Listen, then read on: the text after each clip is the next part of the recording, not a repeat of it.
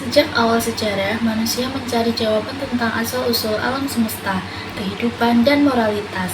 Konsep Tuhan hadir sebagai jawaban transendental atas hal-hal yang sulit dijelaskan. Dari sini lahir berbagai aliran filsafat seperti teisme, deisme, ateisme, dan agnostisisme, serta teori evolusionisme agama. Teori ini menjelaskan bahwa kepercayaan manusia berkembang dari bentuk sederhana menuju lebih sempurna. Gagasan ini pertama kali dikemukakan oleh Max Muller, lalu dikembangkan oleh F.B. Taylor, Robert Smith, dan lain-lain. Pemahaman manusia tentang Tuhan menurut teori evolusionisme sebagai berikut. Yang pertama ada dinamisme, yang merupakan kepercayaan primitif bahwa setiap benda memiliki kekuatan gaib atau kesaktian. Istilah ini berasal dari kata Yunani dinamis yang berarti kekuatan. Bagi manusia awal, alam semesta dipenuhi energi misterius yang mempengaruhi kehidupan, sehingga mereka memberi penghormatan atau ritual khusus pada benda-benda tertentu. Yang kedua ada animisme. Selain dinamisme, masyarakat primitif juga meyakini bahwa semua benda, baik yang hidup maupun mati, memiliki roh atau jiwa. Istilah animisme berasal dari bahasa Latin animia yang berarti jiwa. Menurut Taylor, animisme adalah kepercayaan dasar bahwa roh hadir dalam setiap unsur alam.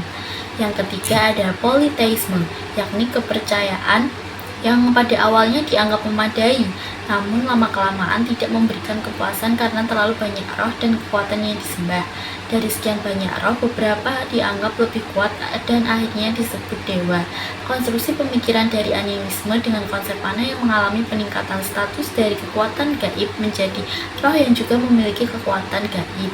Hal ini kemudian berkembang menjadi pemujaan terhadap dewa atau Tuhan. Yang keempat ada henotheisme, yakni dalam sistem kepercayaan politeisme dijelaskan adanya perbedaan atau pertentangan tugas antara dewa-dewa. Maka hal serupa tidak dapat memberi kepuasan bagi orang yang mau berpikir kritis. Dari kondisi ini muncul aliran yang menekankan penyembahan pada beberapa dewa tertentu, dengan satu dewa dianggap memiliki kekuatan tertinggi. Meskipun mirip dengan monoteisme, pandangan ini belum sepenuhnya dapat dikategorikan sebagai kepercayaan monoteisme. Yang terakhir ada monoteisme. Monoteisme merupakan kelanjutan dari henotheisme. Berbeda dengan henotheisme yang masih mengakui keberadaan dewa-dewa lain mesti memusatkan pemujaan pada satu Tuhan, monoteisme menegaskan keberadaan Tuhan yang esa sebagai satu-satunya Tuhan tanpa pengakuan terhadap dewa lain. Selanjutnya ada timeline pemahaman manusia tentang Tuhan dari zaman prasejarah hingga sekarang. Yang pertama ada zaman prasejarah sekitar 20.000 sebelum Masehi. Kepercayaan mistis manusia prasejarah yang melukiskan Tuhan yang Maha Kuasa sebagai sosok figur laki-laki atau the Father God, kemudian menurunkan dan mempresentasikan kekuasaannya kepada sosok figur perempuan, the Mother Goddess. Hubungan antara keduanya menyebabkan lahirnya atau terciptanya alam semesta dengan segala isinya. Konsep ini bertahan sampai zaman Batu Baru. Yang kedua, Yudaisme, sekitar 2000 Masehi. Yudaisme merupakan agama monoteistik tertua dari 3 agama Abrahamik yang kemudian melahirkan Kristen dan Islam. Agama ini secara resmi diajarkan oleh Nabi Musa dengan kitab sucinya Taurat sebagai pedoman ajaran. Yang ketiga, Hindu, 1500 sebelum Masehi. Asal-usul agama Hindu bermula dari kedatangan bangsa Arya yang ke India sekitar 1500 sebelum Masehi. Kedatangan ini membawa perubahan signifikan dalam kehidupan masyarakat setempat karena bangsa Arya melakukan integrasi budaya dengan penduduk asli, yaitu bangsa Dravida. Proses perpaduan budaya inilah yang kemudian melahirkan agama Hindu sebagaimana dikenal hingga saat ini. Yang keempat, Zoroastrianisme, sekitar 1500 sebelum Masehi. Meskipun secara resmi Zoroastrianisme didirikan pada abad ke-6 sebelum Masehi oleh Nabi Zoroaster, agama ini pernah menjadi salah satu agama paling berpengaruh di dunia dan menjadi agama resmi Persia antara 600 sampai 650 Masehi. Penganut Zoroastrianisme meyakini satu Tuhan, yaitu Ahura Mazda, dan berbeda dari anggapan umum.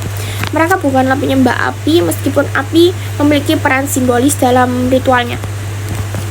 Yang kelima ada periode aksial, sekitar 900 sampai 200 sebelum Masehi. Pada periode ini, dasar-dasar spiritual manusia mulai terbentuk secara mandiri dengan munculnya sebagai tradisi dan filsafat yang mempengaruhi kehidupan manusia. Yang seperti contohnya itu Shinto. Akar Shinto muncul sekitar 700 sebelum Masehi setelah kedatangan Buddha. Banyak unsur Buddhis masuk ke dalam tradisi Shinto. Yang kedua, Buddhisme. Siddhartha Gautama yang meninggalkan kehidupan mewahnya sebagai pangeran setelah menyaksikan penderitaan manusia, kemudian mengajarkan jalan pencerahan. Yang tiga, Jainisme, muncul sekitar abad ke-6 sebelum Masehi, memiliki keyakinan yang mirip dengan Hindu dan Buddhisme. Yang keempat yaitu Konfusianisme. Berdasarkan ajaran Konfusius, lebih menekankan etika dan tata sosial daripada ritual keagamaan terorganisir. Yang kelima, Taoisme, mengutamakan filosofi alam dan keseimbangan. Aliran ritual bertujuan mencapai keabadian spiritual. Selanjutnya ada periode pertengahan 500 sampai 1500 sebelum Masehi. Pada periode ini, agama-agama semakin berkembang dan meluas ke berbagai wilayah di dunia. Agama yang berkembang pada periode ini seperti Islam, Kristen, Buddha, Hindu, Konghucu, dan lain-lain. Lalu selanjutnya ada yang terakhir, periode modern hingga sekarang. Pada periode modern, pengaruh agama mengalami perkembangan fluktuasi, perpecahan hingga kemunduran karena berkembangnya era Renaissance atau pencerahan ilmu pengetahuan. Nah, penjelasan berikutnya adalah penjelasan secara saintifik terkait tentang keberadaan Tuhan. Nah, secara saintifik sendiri, keberadaan Tuhan tidak dapat dibuktikan secara langsung karena Tuhan didefinisikan sebagai realitas yang transenden atau melampaui pengamatan manusia. Namun, banyak fenomena ilmiah seperti asal-usul alam semesta, kesadaran, dan moralitas sering dipakai sebagai indikasi keberadaan realitas yang lebih tinggi yang disebut dengan Tuhan. Nah, di sini ada seorang tokoh yang bernama Thomas Aquinas. Dia membuktikan adanya Tuhan. Ia memberikan 5 alasan atau 5 bukti, yaitu yang pertama, adanya gerak di dunia mengharuskan kita menerima bahwa ada penggerak pertama, yaitu Allah. Yang kedua, di dalam dunia yang diamati ini terdapat suatu tertib atau sebab-sebab yang membawa hasil atau yang berdaya guna. Yang ketiga, di dalam alam semesta terdapat hal-hal yang mungkin sesuatu dapat ada dan juga dapat tidak ada. Yang keempat, di antara segala yang ada terdapat hal-hal yang lebih atau kurang baik, lebih atau benar, dan lain sebagainya.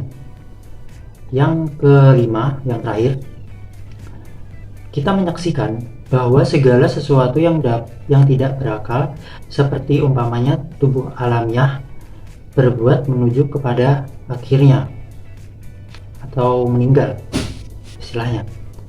Nah, analisis yang didapat dalam pembuktian adanya Tuhan oleh tokoh tersebut mengakui akan adanya Tuhan. Akal dan wahyu mereka jadikan sumber pengetahuan dan alat untuk mencapai kebenaran, khususnya dalam membuktikan adanya eksistensi Tuhan. Kemudian, pola pemikiran filsafatnya secara tidak langsung sama-sama lebih banyak dipengaruhi oleh filsafat Aristoteles.